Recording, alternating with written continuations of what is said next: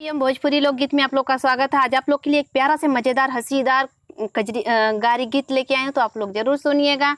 टना टन बोला समधी तुम्हारी गड़िया, टना टन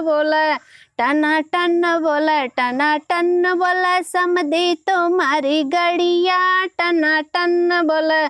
अरे गाड़ी कस गई जमीनिया में और समधी फंस गई बहिनिया में। अरे गाड़ी भागी हारन दे के, अरे समधी भागे अपन बहनी लेके। चला भाग चली शहर पटना में, चला भाग चली बहनी शहर पटना।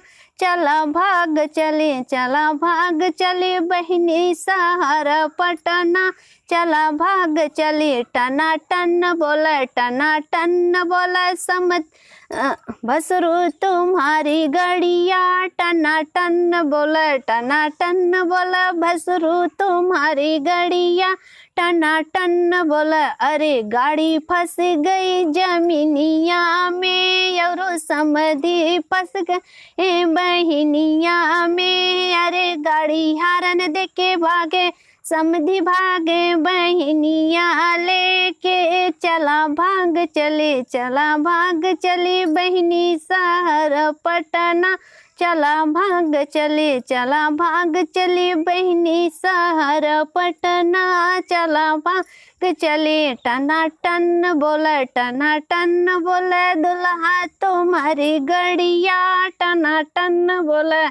अरे गाड़ी कस गई जमीनिया में और दुल्हा फंस गए बहिनिया में। अरे गाड़ी हारन देके, अरे समधी भाग लेके बहिनिया के। चला भाग चली बहनी शहर पटना।